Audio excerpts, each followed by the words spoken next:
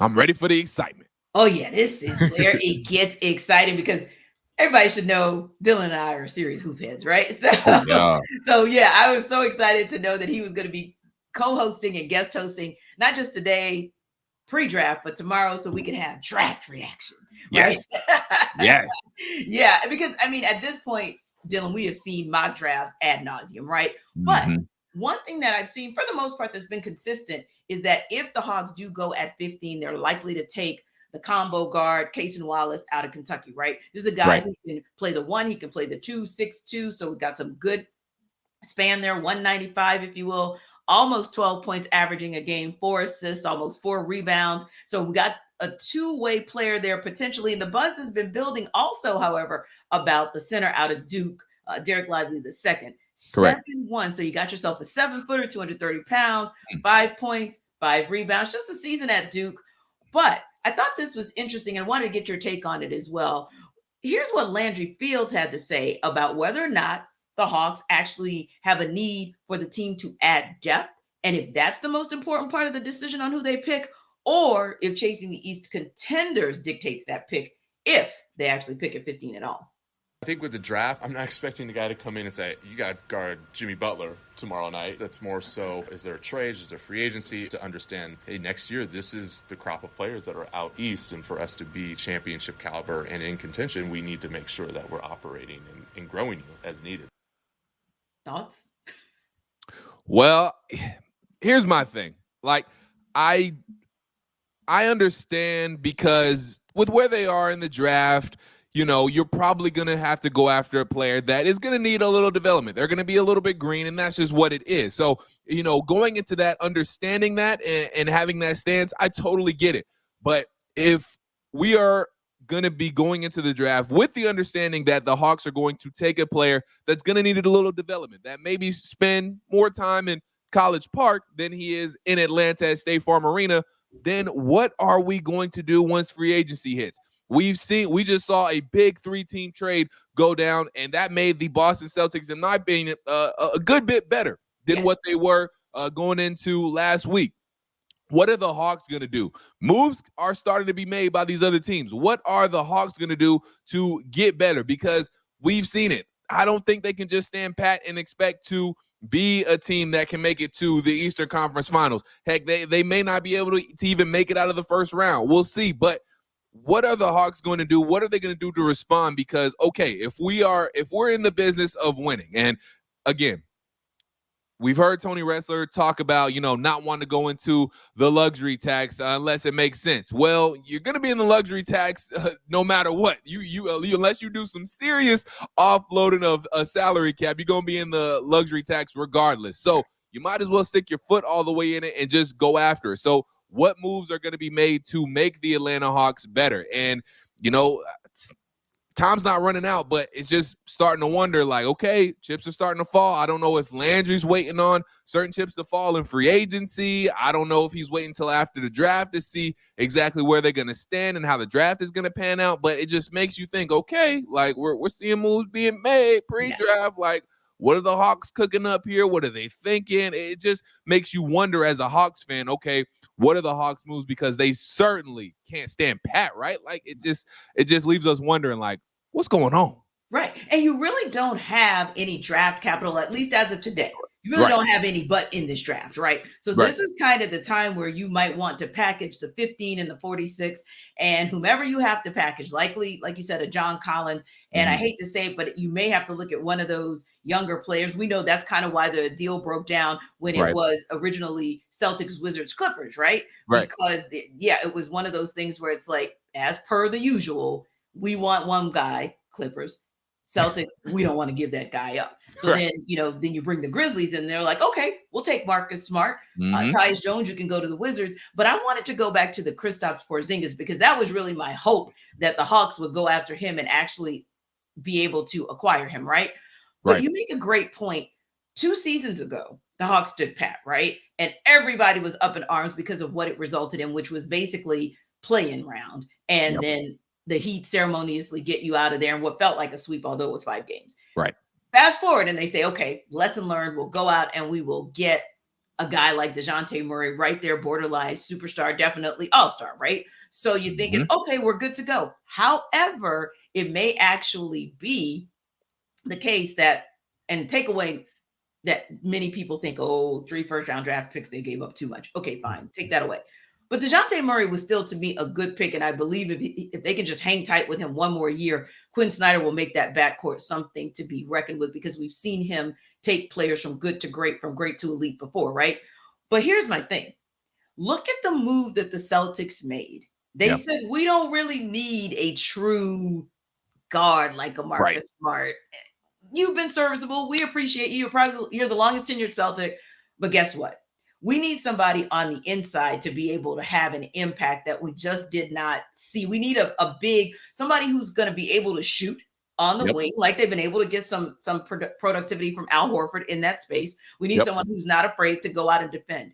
Newsflash, that's the prototypical 5, if not 4, but definitely 4 or 5 in the league.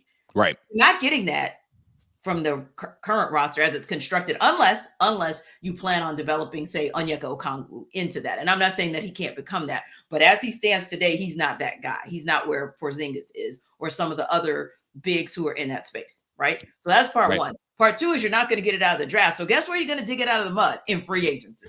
That's just so for me, I said, okay, this to me is where the Hawks are looking at everybody else and saying, they're playing chess, not checkers. Because this is the big where everyone's looking at and saying, we saw what Nikola Jokic did to get his team a championship. We want some semblance of a prototype of what we saw out of him and just really the whole cadre of bigs from the Nuggets. That's what the Hawks have to think about. How are you going to solve the problem at 4 or 5? Because if you leave Trey and DJ at 1, 2, right? Right. I feel like you have enough. If you got to keep DeAndre Hunter, you have enough backup for him in the likes of an AJ Griffin or a Sadiq Bey to be fine. I feel like maybe that 4 and 5 is where you got to make a decision on if you're going to go into free agency or if you're going to do like Landry Fields is saying, you're going to look at it from the perspective of, no, we want to get one more player for depth purposes. And then if we get that player for depth purposes, then that player would be someone we understand is going to be developmental. That said, when you look at the two who've been mocked to the Hawks the most, Lively and Wallace, who you say would be the player based on what the needs are maybe now and in the next couple of years for the Hawks, who would be the preferred player to give them what they need if they are indeed drafting a player that they know they have to develop because they want the depth? That is a amazing question, and I can honestly make an argument for both. So I will, and I'll give you my pick. But first, I'll make an argument for both. If we're first looking at Cason Wallace, he really, the play there, in my opinion, the long-term play would there be is if the Hawks fear that they maybe wouldn't be able to keep DeJounte Murray long-term. He would kind of, in that opinion, be a little bit of a replacement of DeJounte Murray because when we first got DeJounte Murray, we heard about, Trey's going to play more off-ball. We're going to see him going off screens, getting more catch-and-shoot opportunities, doing a lot more off-ball stuff, right? Well, I'm still waiting to see it because I never really saw it. Just to be completely honest with you. But Cason Wallace is that guy who we actually could see that from because Trae Young, we see, if we saw a little bit what we saw last year, let's just face it, there's not going to be a lot of off-ball stuff. Not saying there's going to be absolutely none, but Trae Young's just better on the ball, and right now he's more comfortable on the ball than a ball-dominant player. However, Cason Wallace is the complete opposite. As a matter of fact, the scouting reports I've looked at, it said that that's really not his strength. He doesn't have an explosive first step. He doesn't really have that elite handle. However, he is very good in catch and shoot situations, has a quick release. He is a very productive three-point shooter. He strives more so off ball movement and running off his screens, getting those catch and shoot opportunities. So he will be the dude that will be good next to a Trae Young. He will be that guy that can get those catch and shoot opportunities that guys can set up. So in that perspective, if you feel like you maybe can't keep a DeJounte Murray, or heck, maybe if you could keep a DeJounte Murray and Cason Wallace was more of a bench player and maybe he turns into more of a what Bogey is. I'm not saying that we'll get rid of Bogey, but you can never have too many 3-and-D players and talk about defense. Yes, I've seen in multiple scouting reports that Cason Wallace is the best on-ball defender in this draft. So you're getting a good decent defensive player, which we all know the Hawks need defense. Yeah. And the thing about it is, you say, we talk about it from DJ's perspective. And again, nobody is saying trade. No, but you don't know what might happen in the next year or two. Correct. And you might be able to get another gem in the middle of the draft, like a Wallace, and be able to put him at the point as well. Now, yeah, like you said, he's more shooting than anything, but ultimately speaking, someone who could play the 1 and the 2, it's just, at least you have someone viable, or knowing that what if Trey goes down?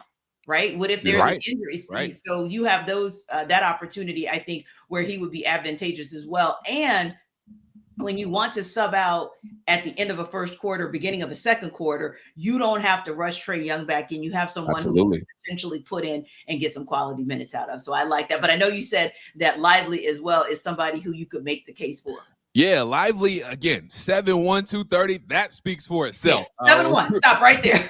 Exactly. Wingspan. A true rim protector, 7'8" wingspan. I mean, dude is just big. And look, he's very raw, very green. But at the end of his season at Duke, he started to come on a little bit more, started to play a lot better. So you saw the potential there. He looked like he's more so on the ascension when you talk about his skill set and what he can do and what he's capable of. So, I mean, look, and I'm not saying, again, I'm not looking into the future too much, but we don't necessarily know how much longer Clint Capella is going to be around. We don't know the future of Clint Capella. Not saying he's going anywhere in the next year or 2 or 3. We're not sure of the plan there. But if there is a post-Clint Capella plan, Dereck Lively seems like he could be the answer. Because, look, to me, I think Onyeka Okongwu is better suited at the 4. Obviously, he can play the 5 because of his versatility on defense, but I think he would be better suited at a 4. And now we've seen that he's developed a little bit of a jump shot. Heck, he hit 2 threes last year? He hit a couple threes. He hit a couple of threes. So you can see the game developing on Onyeka Okongwu. He's starting to stretch out. So I'm not saying he's going to be the ultimate stretch 4, but you see that ability is there. So that's something the Hawks can tap into. So the theory could be, you draft a guy like Dereck Lively. You have Clint Capella around for a couple of more seasons while Lively is developing. When Lively's ready, maybe there's a situation where you can move Onyeka Okongwu to the 4. You throw a Dereck Lively into that center spot when Onyeka Okongwu is more comfortable, maybe spacing the floor a little bit more than what he is now. And we know with Onyeka Okongwu, he's good at guarding on the perimeter. We've seen him guard the likes of Giannis and guys like that. So he's okay guarding people out of – I mean, heck, we've seen Onyeka Okongwu guard guards at time and hold his own. So we know he has that skill set. So if you are going to move on from Clint Capella in a few years, you bring in Lively once he's ready. You have Onyeka Okongwu move out to the 4. I think that could be a future cornerstone right there for the Atlanta Hawks, and that could be a future front court for the Atlanta Hawks and 2 guys in the post that could be a good a match together. And you talk about that opportunity there in a couple years. I don't even think it's going to be a couple years for CC. And that's not so much that I think that he needs to be gone, but his body. I don't know if his body's going to hold up because, CC's kind of getting up there. So that could make the case for Lively. And I don't know if there's as much of a logjam, maybe, in that 5 space with the Hawks, at least as it stands right now, versus say a little bit of a logjam kind of between 3 and 4. So it'll be interesting to see what happens tonight. You guys know where to come back tomorrow and we can debrief on all of it. But in the meantime, everydayers, you can also let us know what your thoughts are, because you can check us out on YouTube like you do each and every day. We appreciate you. And let us know, do you think that Landry Fields is keeping it 100 when he says that they're likely to stay at number 15? And nobody's even talking about what they're going to do at number 46, right? But it's probably going to be a package deal. Do you believe that? You think that maybe they're not talking 46 because they're preparing to package a deal so that they can get themselves a veteran, maybe get their own version of a big 3 and really contend now that the East has something to say up top in Boston. But anyway, check us out, everydayers, on YouTube. And of course, download us wherever you get your podcasts.